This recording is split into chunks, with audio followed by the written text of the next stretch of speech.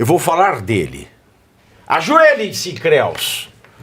O ministro do STF, nosso ditador, Alexandre de Moraes, concedeu a graça, por sua magnanimidade, da entrevista. A revista norte-americana,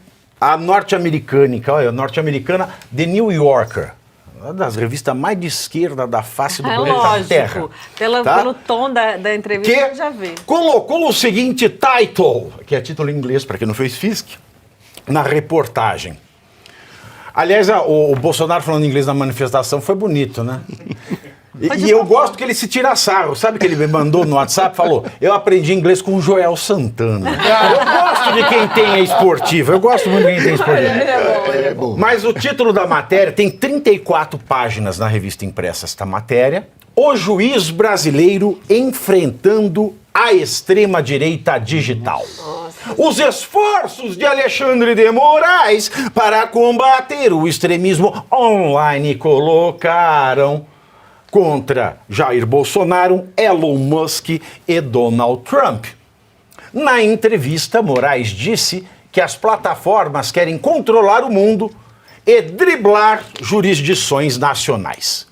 E falou especificamente sobre o X, que é a rede social do empresário Elon Musk.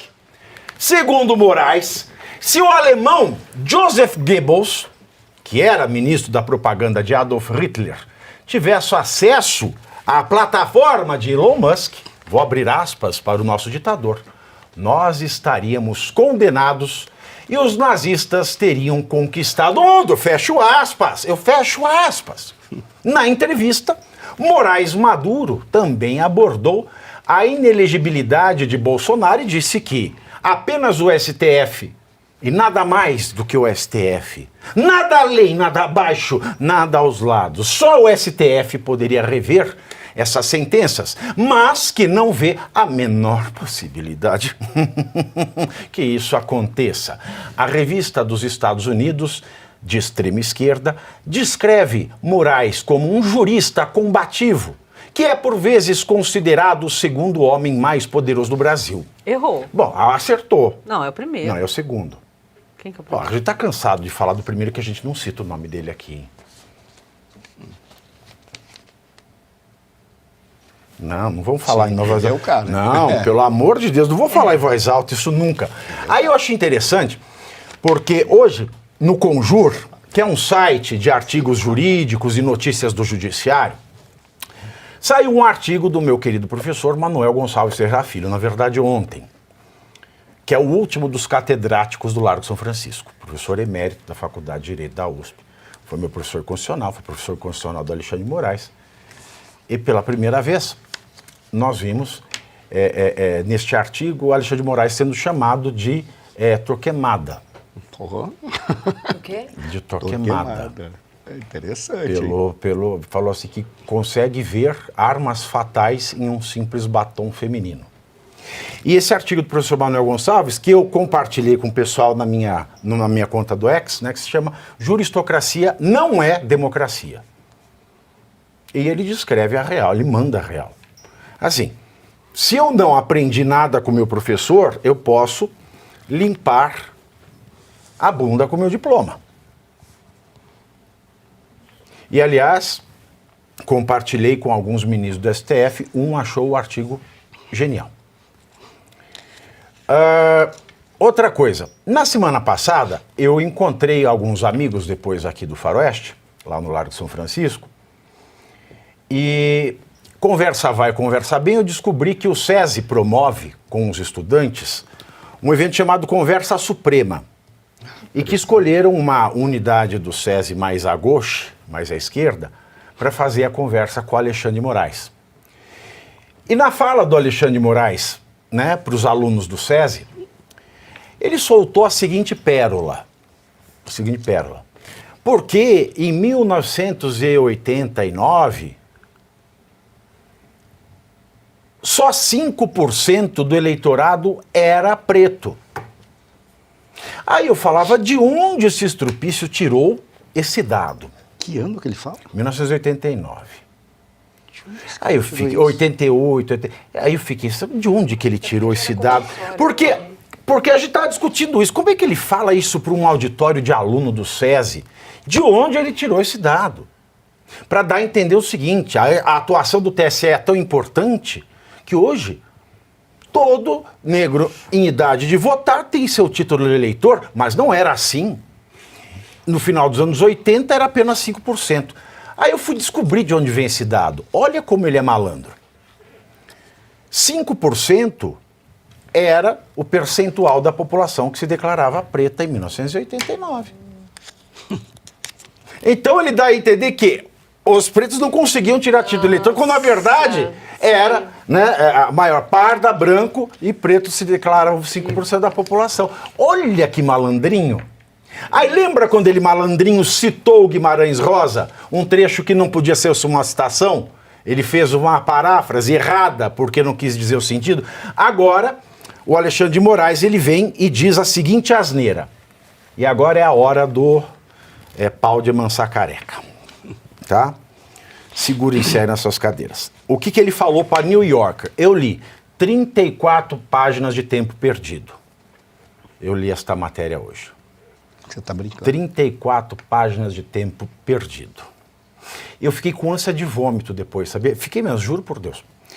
E eu sei que não se deve tomar o santo nome em vão, mas eu fiquei com ânsia, me deu náusea.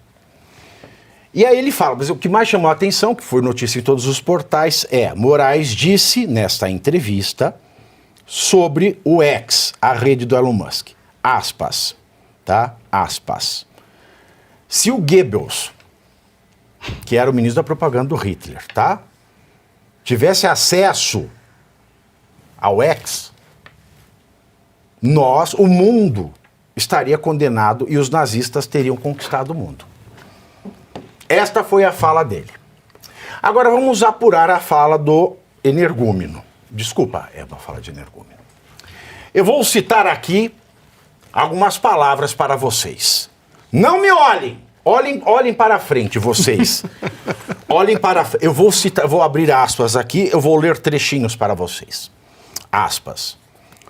Tomei imediatamente conta da direção da propaganda.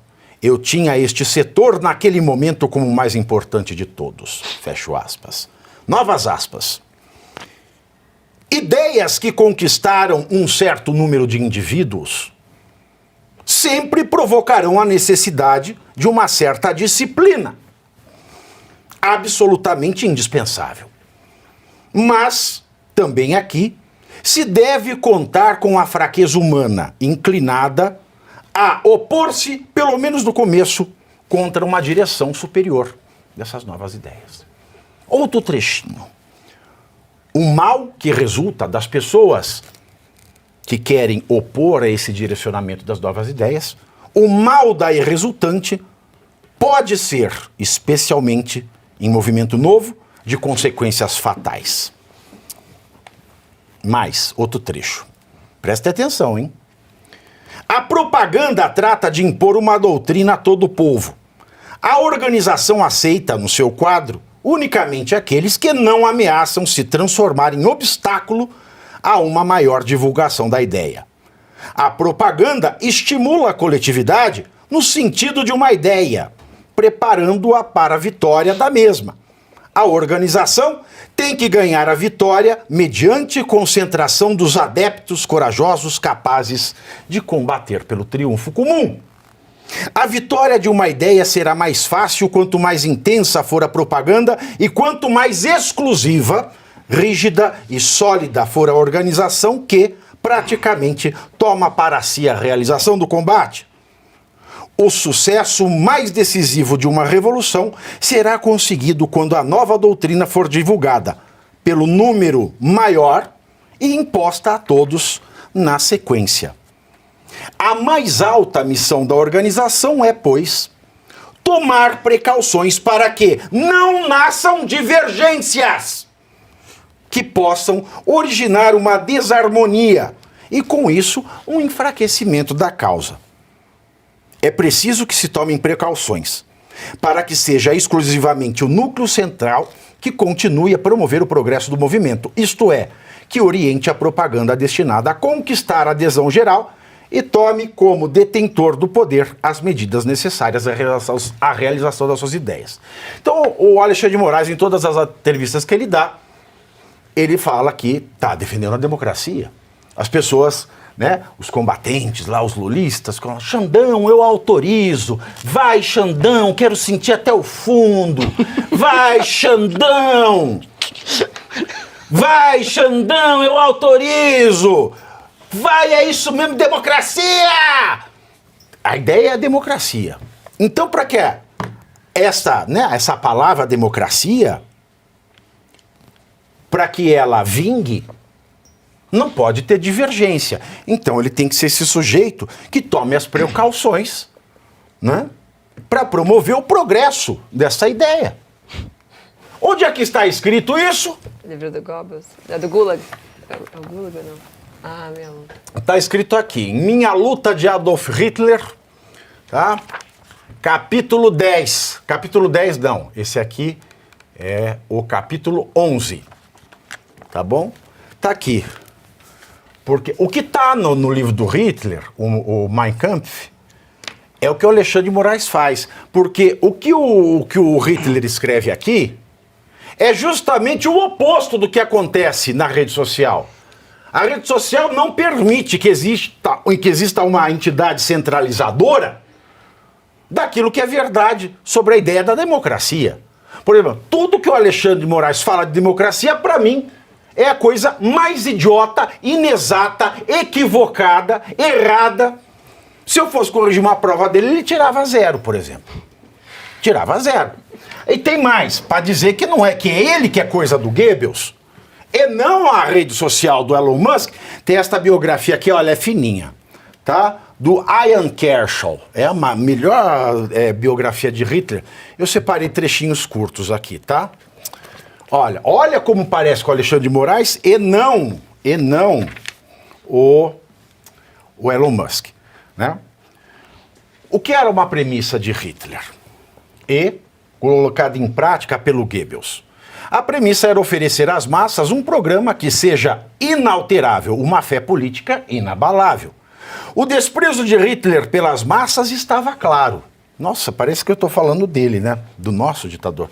Queria a sustentação de um único ponto de vista. Matar a rede social é o quê? É a sustentação de um único ponto de vista, meu amigo. Aspas para Hitler.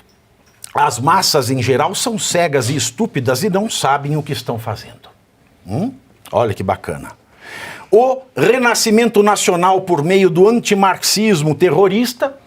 Eu posso ler nesta frase aqui, o renascimento da democracia brasileira por meio do antibolsonarismo extremista, baseada na manipulação cínica e doutrinação das massas.